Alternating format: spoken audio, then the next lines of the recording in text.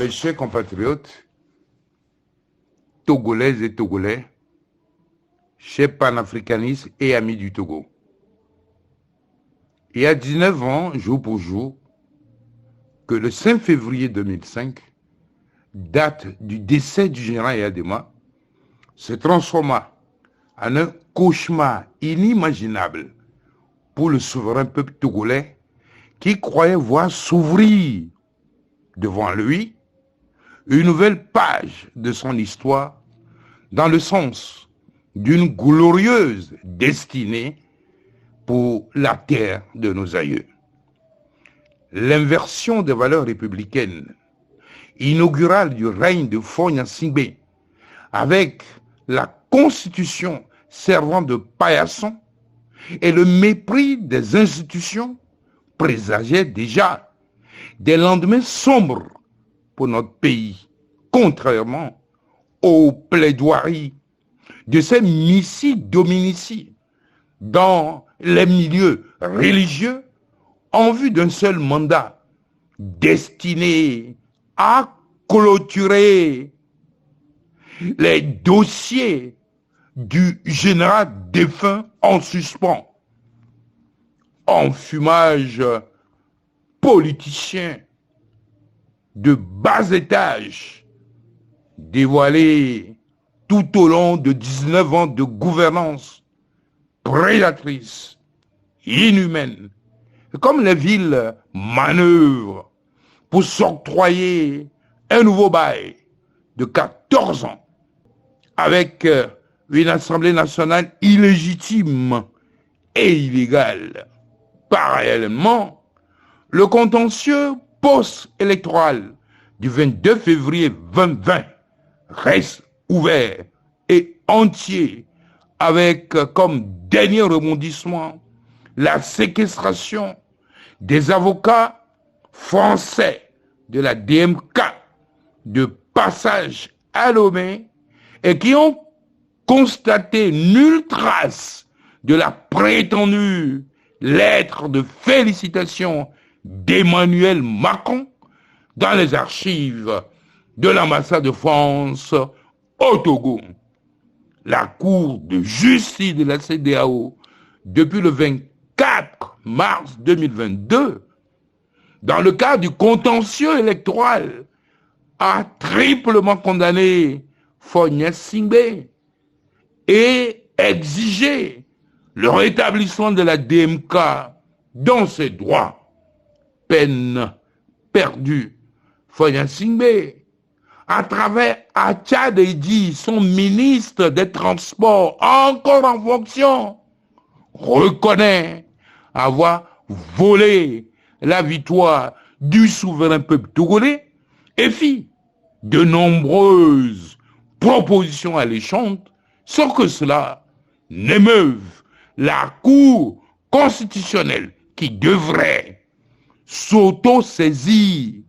pour vider le contentieux et situer les responsabilités de chaque partie prenante. Preuve de plus que depuis le 5 février 2005, au Togo, s'est éclipsé toute forme de vertu, d'éthique et de morale au profit de l'ignominie, de la médiocrité, de la méchanceté, du satanisme, du revolt sous le règne de l'ineptocratie contre laquelle s'était courageusement levé le patriarche de la nation, son Excellence, Monseigneur Filippo Fanoko Podjoro, au prix de sa vie, dans l'indifférence et la lâcheté de la communauté internationale qui a cautionné la forfaiture électorale au Togo. Jusqu'au bout, à son corps défendant, il a combattu avec dignité la transformation de la terre de nos aïeux en sanctuaire de ténèbres, avec le règne des gangs organisés qui écument au quotidien l'économie nationale et piétine les droits élémentaires du peuple togolais. Gratitude éternelle à toi, patriarche de la nation et père de l'alternance, pour l'immense travail abattu au prix de ta vie pour la souveraineté intégrale du Togo. Vaillant peuple togolais, et spécialement vaillantes femmes togolaises, soyez abondamment remerciés et bénis pour l'hommage spontané et populaire rendu au père de la tenance, celui par qui le 22 février 2020, le Togo a été délivré des serres de la dictature militaro-clanique, néocolonialiste et multidécennale. La nation tout entière lui doit, à l'instar du père de l'indépendance, Sylvanus Olympio, de vibrants hommages nationaux et qui en appelle à un sursaut républicain collectif pour sauver ici et maintenant la République en lambeaux et en danger du péril qui la guette. À peine la mise en tombeau du père de la tendance effectuée, Foyan Singbe a lancé ses escadrons de la mort à mes trousses pour me faire disparaître et anéantir la DMK qui trouble son sommeil. Je ne mourrai pas maintenant, car ma mission n'est pas encore terminée et je suis sous la protection du maître de l'histoire et créateur de l'univers. Foyan Singbe, soyez digne, soyez honnête, respecte le choix du peuple souverain et passe le témoin avant qu'il ne soit trop tard, car tout être vivant est mortel. Togolaises et Togolais, si d'aventure quelque chose m'arrivait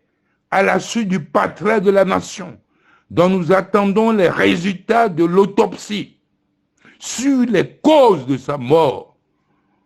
vous savez désormais à qui demander des comptes. Le 5 février, dans l'histoire politique nationale, est un sinistre jour qui nous rappelle combien damnés serons-nous tant que nous ne briserons pas les chaînes de la peur, de l'hypocrisie, de la jalousie, de la méchanceté et de la cupidité pour ne privilégier que l'intérêt supérieur de la nation tout entière. À 17 jours de la commémoration du 4e anniversaire de l'éclatante victoire sans précédent du peuple souverain togolais lors de la présidentielle du 22 février 2020 et face au tableau cataclysmique de l'état de la nation sur tous les plans, avec l'illégitimité de toutes les institutions de la République, j'en appelle à la constitution de l'âge-front patriotique et républicain pour faire barrage aux velléités d'un énième toilettage de la constitution togolaise. C'est pourquoi je nous invite tous à mutualiser nos efforts pour faire du dimanche 25 février 2024 le jour de communion avec le patriarche de la nation, le père de la tenance, afin de redonner ensemble force au droit sur l'arbitraire et force à la vérité sur le mensonge. J'invite donc toutes les forces vives de la nation,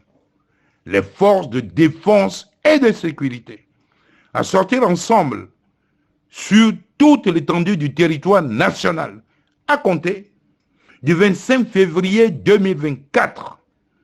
manifester pour que triomphe la vérité, la justice, la dignité sur la terre que nos aïeux. Mes chers compatriotes, Togolaises et Togolais, chers panafricanistes et amis du Togo, alors où l'Afrique du Sud porte sur la scène mondiale le flambeau des valeurs universalistes, multimillénaires africaines, de dignité et de souveraineté des peuples, et que le Burkina Faso, le Mali et le Niger se retirent courageusement de la CEDEAO moribonde, dont l'exécutif est embourbé dans de nombreux scandales nauséabonds, en raison de la trahison de la souveraineté et de l'intérêt supérieur de leur peuple, tout nous indique que seul notre courage, notre foi et notre audace feront tomber les chaînes de notre déshumanisation et servitude volontaire sous le règne cruel et inhumain des prédateurs coalisés. Souverain peuple togolais, vaillant fort de défense et de sécurité, c'est maintenant plus que jamais le temps de la grande jonction pour libérer définitivement le Togo des puissances des ténèbres coalisées. En avant, toutes, en avant. En avant toutes, à votre commandant en chef, debout et revêtu du sceau de la légitimité démocratique, brave et confiant en Dieu et nos aïeux angélisés qui nous soutiennent fermement pour la grande marche républicaine, pour la liberté et la justice au Togo. Vive la souveraineté intégrale du Togo, que rien, je dis bien rien, absolument rien ne peut entamer. Vive la République et que l'Éternel bénisse le Togo et chacun de ses enfants.